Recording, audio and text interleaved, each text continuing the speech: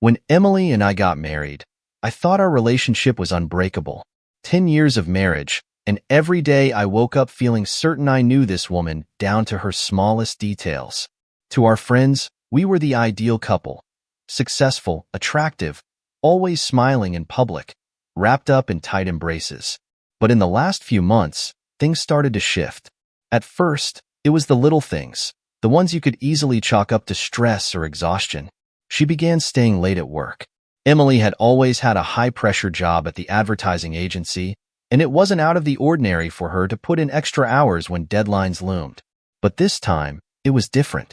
Her usual excitement about projects seemed absent, and instead of calling me to say she'd be late, she just texted brief, disinterested messages like, "Working late again, don't wait up."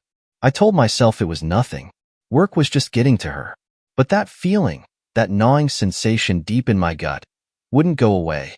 It was as if a cold shadow had settled over our once warm relationship. Emily stopped meeting my eyes as much, and when she did, her gaze seemed distant. We still had sex, but even that felt mechanical, like she was going through the motions for appearance's sake. I should have paid more attention. I should have noticed the subtle shifts sooner. One night, she came home at 1 a.m., claiming she'd lost track of time at a client dinner. Her explanation felt practiced, too smooth, and that's when I first felt it, the pang of suspicion. I brushed it off, trying to avoid becoming the paranoid husband. But once the seed of doubt was planted, it only grew, feeding off every minor inconsistency, every unexplained absence. The moment that shattered my denial came on a Saturday afternoon. Emily had left her phone on the kitchen counter while she showered, something she never did. Her phone buzzed with a notification. A name I didn't recognize popped up, Derek. The message read, "I can't stop thinking about you. Last night was incredible." My breath caught in my throat. A wave of heat shot through me, my stomach twisting into knots. Everything I thought I knew about my life, my wife, my marriage, it was crumbling, and I was powerless to stop it. I grabbed her phone, staring at the screen as the truth sunk in. Last night? She had said she was at a work event until late. I had kissed her goodnight when she slipped into bed, and she smiled at me like everything was normal. But it wasn't normal. Nothing about this was normal. The shower stopped. I heard her footsteps coming down the hall. The moment her footsteps neared, I quickly placed her phone back on the counter. My heart pounded as if I had just run a marathon. Emily entered the kitchen, wrapped in a towel, her wet hair dripping onto her shoulders. She gave me a quick, almost indifferent smile as she reached for her phone. I watched her swipe it open, her expression unchanging as if she was just checking another work email. But I knew. I had seen it. Last night was incredible. That was all I could think about. Who was Derek? What had happened last night? My mind raced with 1,000 possibilities, none of them good. But instead of confronting her right there, I swallowed my fury. I needed more. I needed to know how deep this went. Over the next few days, I started paying closer attention to everything. The calls she made, the texts she tried to hide. It was all too perfect, too clean. Then it clicked. She had a separate messaging app, hidden beneath layers of folders. One night, after she fell asleep, I unlocked her phone and found it. My hands were trembling as I opened the app. What I found inside shattered me. Dozens of messages, not just with Derek, but with several men. Clients, colleagues, men she worked with closely, all laughing and joking with her as if their exchanges were harmless fun. But they weren't. The conversations grew more explicit, full of late-night rendezvous and inside jokes about things I had no clue about. Each thread made my skin crawl. I couldn't deny what I was reading. Emily was sleeping with them. All of them.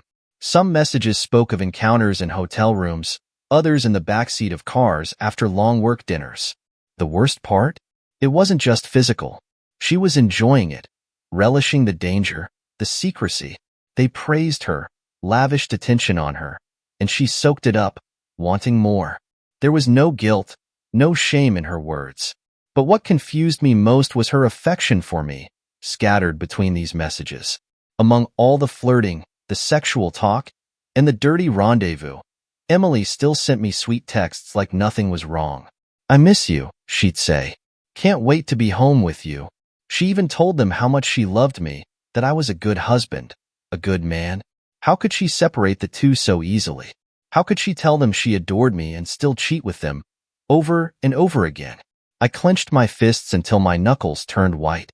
This wasn't a simple mistake or a moment of weakness. Emily was leading a double life. She wasn't just having an affair with one man. She was involved with multiple men from her work, advertisers, clients. Some messages spoke of rushed moments in hotel rooms between meetings, others of risky encounters in parking lots after long dinners. Each message confirmed what I feared. Emily wasn't just cheating. She was thriving in it, basking in the attention, in the thrill of being desired by other men. And yet, she claimed to love me. Amid the dirty texts, she would pause to send me messages saying she missed me, that she couldn't wait to come home. "You're everything to me," one of her texts read, just hours before she sent another message to Derek, telling him how much she enjoyed being in his arms the previous night. The duality of her life sickened me.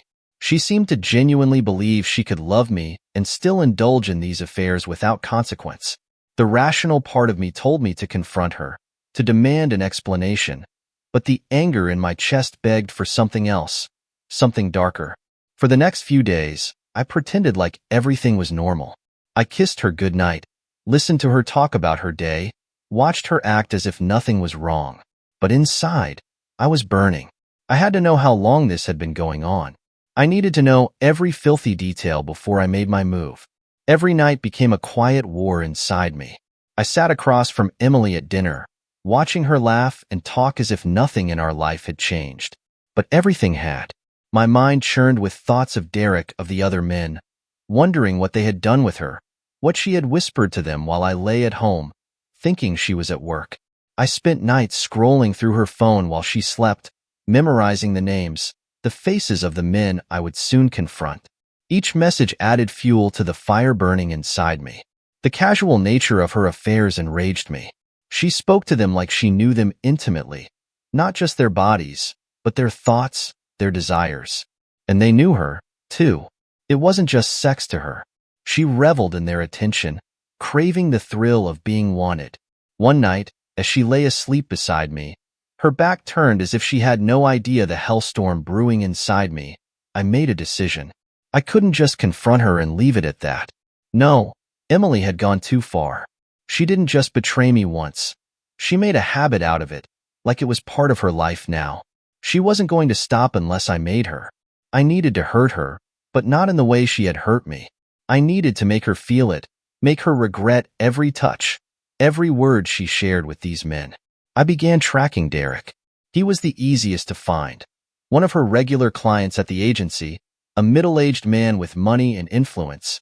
He had no idea who I was when I followed him to his favorite restaurant, blending in among the patrons, watching him laugh with his business partners, completely oblivious to the fact that the husband of the woman he had been screwing was sitting just a few feet away. I bided my time, waiting for the perfect moment. Back at home, Emily continued her charade. She was good at it, too good. Her phone now rarely left her side, but it didn't matter. I had already seen enough. I knew her secret life, knew about the men she smiled at during meetings, the ones she undressed for in private. I was no longer the clueless husband. The time for understanding had passed. Now it was time for revenge. The day I decided to take action was like any other, at least on the surface. Emily kissed me goodbye on her way to work, her lips brushing mine as if nothing in our world had changed. But beneath my calm exterior, the storm raged.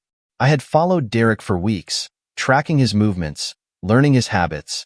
He was a creature of routine, predictable in every way. That's why Emily had chosen him. Safe, boring. But Derek was just the start. That evening, after Emily left for yet another work dinner, I prepared myself. My hands were steady as I packed the small toolkit into my car, along with a couple of items I had meticulously chosen. I drove to Derek's home, a large, expensive place in the suburbs, surrounded by the trappings of his wealth. It was just after dark, the streets quiet. I knew he was alone. His wife had left for a trip the day before, and it was the perfect opportunity. Derek wasn't expecting visitors. His life was one of comfort, free of real fear. He had no reason to worry, until now. I parked a few streets away, slipping into the night unnoticed. His house was easy to access, no security to speak of except for a flimsy lock on the back gate. I bypassed it with ease. My heart was pounding in my chest, but my mind was sharp, focused. There was no turning back now. I was inside his territory. I found him sitting in his study, a drink in his hand, scrolling through his phone, the same phone he had used to text my wife just a few hours earlier. I watched him for a moment, the smug look on his face making me sick. He had no idea that his life was about to change, that everything he had built, every comfort he knew, was about to crumble.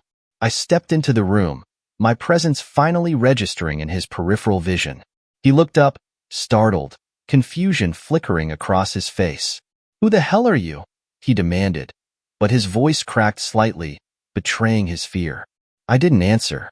Instead, I locked the door behind me and approached him, slow and deliberate. His phone buzzed with a new message from Emily. The sight of it, her name lighting up the screen, sent a wave of cold fury through me. This was just the beginning. Derek's confusion turned to panic as I stepped closer, my silence unnerving him. He glanced down at his phone again, probably hoping for some lifeline in that moment. Maybe he thought this was just a bad joke, a misunderstanding that could be explained. But I wasn't here to talk. "I'm Emily's husband," I finally said, the words cutting through the air like a knife. The color drained from his face. He opened his mouth, likely to stammer out some pathetic excuse, but I wasn't interested in hearing his apologies. I was beyond apologies. Rage had consumed me, and there was no room for forgiveness. Before he could speak, I grabbed him by the collar and yanked him out of his seat, his drink spilling across the floor. His hands flailed in desperation as I slammed him against the wall, the impact sending a framed picture crashing to the ground. "You thought you could fuck my wife and just get away with it?" I hissed, my voice low but full of menace. Wait, man, I didn't." Derek's eyes were wide, fear consuming him now. He had been caught, and he knew there was no smooth way out of this. My fist connected with his jaw before he could finish his sentence, the force of it sending him stumbling back. He wasn't a fighter, that much was clear. His hands came up to shield his face, but I wasn't done. I hit him again, feeling the bones of his face shift under the impact. He crumpled to the floor, blood spilling from his mouth. "You think you're something special? You think Emily actually gives a shit about you?" I growled, standing over him. He gasped for breath, a pitiful sound, but I barely heard it through the red haze of my fury. "You're just one of many." That seemed to strike a nerve. He blinked through the pain, trying to process what I had just said. The realization dawned slowly on his bruised, swollen face. He wasn't the only one. He was nothing but a pawn in her game. "Yeah, that's right," I spat. "You weren't the first, and you sure as hell won't be the last." Derek's chest heaved with shallow breaths as he lay there, helpless. I crouched down, grabbing him by the hair and forcing him to look at me. "This is just a warning," I whispered, my voice cold. "The next time I see you near my wife, you won't be walking away." With that, I released him, letting him collapse onto the floor, broken and humiliated. I wiped the blood from my knuckles, turned, and walked out of his house without a backward glance. The real revenge was only beginning. When I returned home that night, the house was quiet, the lights dimmed. Emily was already in bed, likely asleep, oblivious to the storm that was about to hit her. The high of what I'd done to Derek still pulsed in my veins, but it wasn't enough. It was never going to be enough. Not until Emily faced the consequences of her lies. I stood in the doorway of our bedroom, watching her sleep. She looked so peaceful, her face soft in the dim light, her chest rising and falling gently. To anyone else, she would seem innocent, just another loving wife resting after a long day. But I knew the truth. That same body, the one lying under the covers now, had betrayed me countless times. I clenched my fists, my knuckles still sore from what I had done to Derek. I didn't want to wait any longer. I didn't want to play the passive victim anymore. I wanted her to know that I wasn't blind, that I wasn't the fool she thought I was. "Emily," I said, my voice sharp as a blade in the darkness. She stirred, groaning softly before turning toward me, her eyes slowly fluttering open. "Hmm? What time is it?" she mumbled, her voice thick with sleep. I stepped closer, standing over the bed, my shadow casting a long figure across her. She blinked, her sleepy expression fading as she realized I was looming over her, awake, fully alert.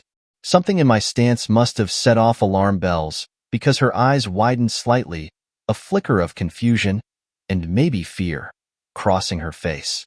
"Is everything okay?" she asked, sitting up, her voice suddenly more alert. I didn't answer right away. Instead, I tossed her phone onto the bed, watching her eyes dart to it.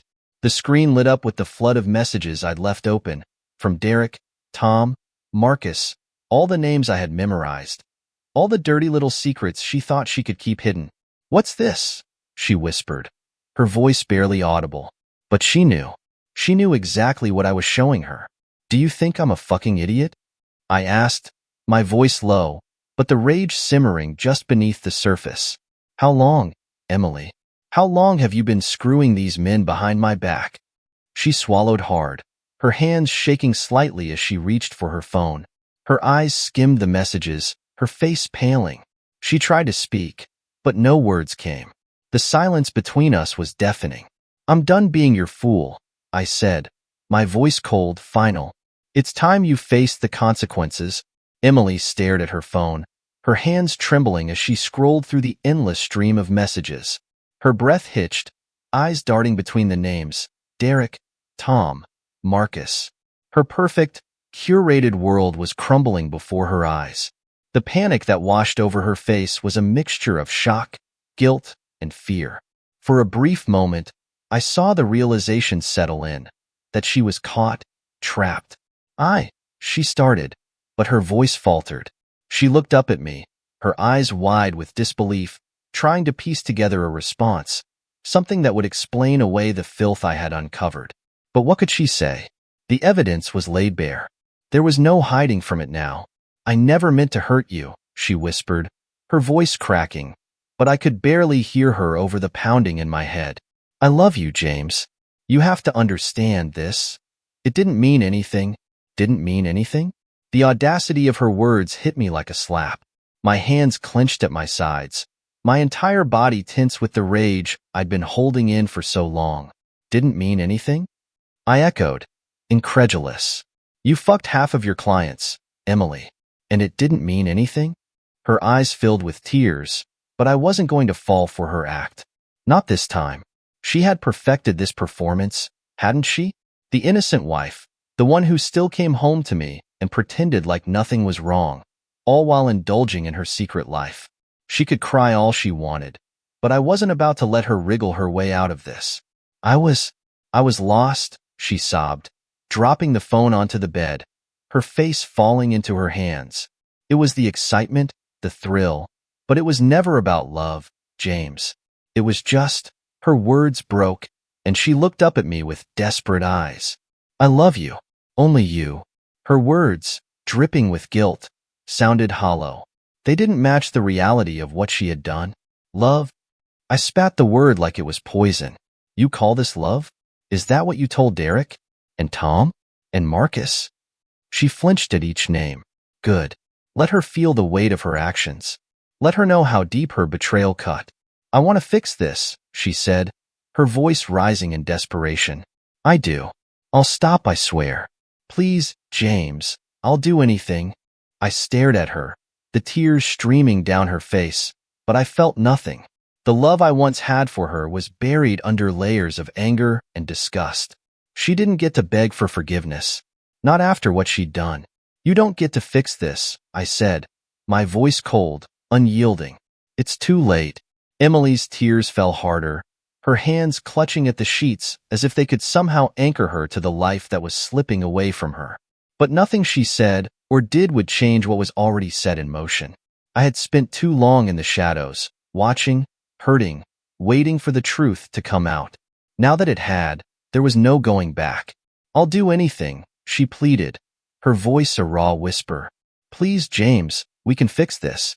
We can go to therapy, we can start over." Her desperation was almost pathetic. The powerful, confident Emily who had seduced men in secret was gone, replaced by this broken shell of a woman. But I didn't feel sorry for her. She had made her choices, and now she had to live with them. Therapy? I laughed bitterly, shaking my head. You think therapy is going to erase what you did? You think it's going to make me forget all the nights you lied to my face and snuck out to fuck other men? Each word was like a dagger, cutting into her. Good. She needed to feel the full weight of her betrayal. She needed to understand that no amount of pleading or promises could undo the damage she had caused. James, please, she whimpered, reaching for me. But I stepped back, out of her reach. I never wanted to hurt you. I was just lost. It was never about love.